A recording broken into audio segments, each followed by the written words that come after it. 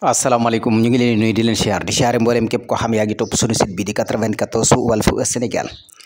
seen analyse chronique yoo xam ne dañ ko defal saa su nekk ci réew mi ak bitim réew ñu ngi leen di jaajëfal di leen siyaar way leen di toppal 94 Walf Sénégal journaliste ya sénégalais yi fi mu toll ni bari na ci ñoo xam ne kontaan nañ de voilà bari na ci ay journaliste yoo xam ne daal sénégalais yi wax nañ ni maanaam ñoom seen journal bu ñu fa mënoon a jaaree bañ a ñëwaat bañ a bind bañ a def titre bañ a def dara ndax wax dëgg yàlla daanaka mën naa ne amuñu benn njariñ am na ci journal yoo xam ne amuñu benn njariñ Sénégal yi nag dañuy wax ni ñaari journal yi moom soxlawuñ ñu dem moom kenn soxlawut maanaam ñu jóge fi ñu dem voilà loolu Sénégal yi ñoo koy waxee noonu quoi maanaam Libération ak Yoor-Yoor maanaam journal Libération ak Yoor-Yoor loolu nag sénégalais yi ko wax voilà bu yëpp demoon nag def grève de la faim 1 mois wala at amut problème voilà parce que yaakaar naa ne gis nañ ci dëkk bi loo xam ne nii man ba léegi nii ba fii may waxee yow ni man gisaguma kenn ko ci wax voilà bu dee journaliste yi nekk ci internet bi nga xam ni maanaam média en ligne yi nga xam ne nii saa su nekk ñooy taxaw ci loolu ci ñoom ngay dem ci seen compte yooyu noonu mën a xam bu baax a baax dëkk bi li fi xew ni muy déroulé surtout nag régime bu bees bi fi nekk nii di gouvernement bu bees bi ñooñu képp ci seen i compte nga mën a dem xam li xew wala nga dem ci réseau TikTok bi nga mën a xam li xew kon nit ñi bàyyeetuñ xel journaliste yi ak seen journal yi nit ñi bàyyeetuñ leen xel boobu moo tax bu ngeen ne da ngeen def grève de la faim xum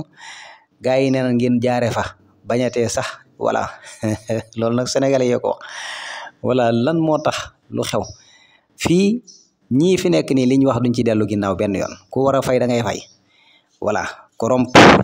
maanaam wax pour ñii mën a dellu ginnaaw loolu bu fekkee looloo tax ñii loolu taxul ñu dellu ginnaaw parce que tamit bu leen fàtte ni sénégalais yi leen fal ñoom it ñi ngi seen ginnaaw saa su nekk ñoom ñoo bëgg entreprise yi fi nekk ñi nga xam dañoo war a fay ay impôt te xam nañ ne impôt dafay dellu si ci ñoom non sénégalais yi duñ seetaan dañ leen di jàppale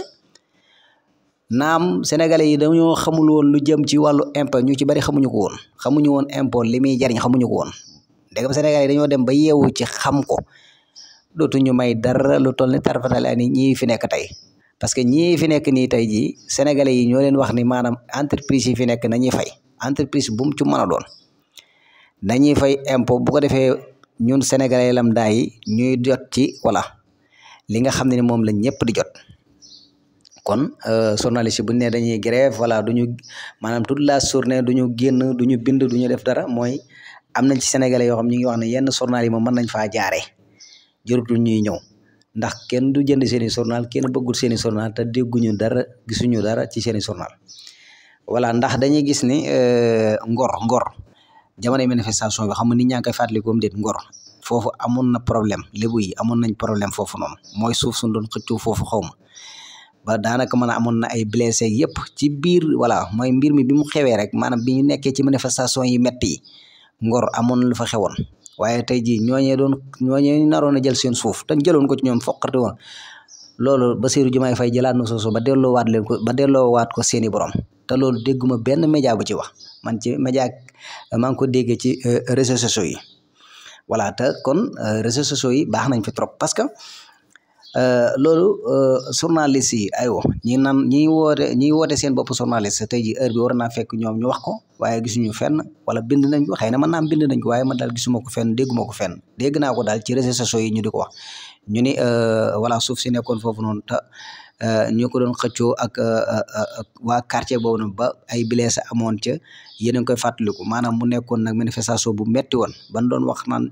voilà policier yaa ngi jël ay grenade di ko sànni ci biir kër yi mooy manifestation boobu noonu suuf soosu noonu Bassirou Diomaye Faye jël na ko ba delloowaat ko seeni borom tey jii ana ko ci wax gisuñu benn journal bu ci wax wala bu ci bind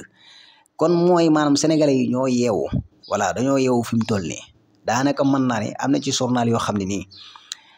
nañ fa jaaree tëj seeni journal parce que wax dëgg fa yàlla daanaka mën naa ne des na ci kanam tuuti nit ñi dootuñu leen bàyyi xel parce que adduna bi dafa am fu mu jëm voilà xam ngeen ko wala xamu leen ko parce que moyen de communication bi nii ak moyen de information yi dafa yomb fi mu toll nii voilà parce que léegi daanaka nit ñi dañuy wax ne télé ci poos waaye caméra tamit ci poos parce que bu fekkee da ngay dem def investigation wala ngay def loolu yaa ngi sa télé ci poche boo demee voilà loolu soo ko toppee mu jaral la da nga xam dëgg-dëgg bu ko defee nga indi ko jox ko Sénégalais yi te loolu la Sénégalais yi soxla tamit loo xam ne lu leer la lu wér la nga jël ko indil ko Sénégalais yi déglu ko mu nekk lu am solo ñu amee ci xam-xam mais tamit wax dëgg yàlla ñun li ñu xamoon jàpp naa ne Sénégalais yi loolu moom des na ci kanam tuuti voilà kenn dootu leen forcer ci loolu maanaam journaliste yi nga xam ne nii chaque jour dañuy incarner ñoom ñooy deuxième pouvoir non loolu juum nañ daal voilà fan lañ bàyyi réseaux sociaux yi fan lañ bàyyi monde digital bi monde internet bi ñu nekk nga xam ne daanaka mën naa ne léegi groupe WhatsApp yi bari na voilà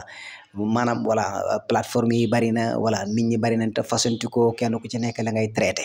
voilà te kenn ku ci nekk loolu nga soxla yaa ngi koy am ci biir réseaux sociaux yaa ngi am ci biir internet bi kon ayo lan mooy problème bi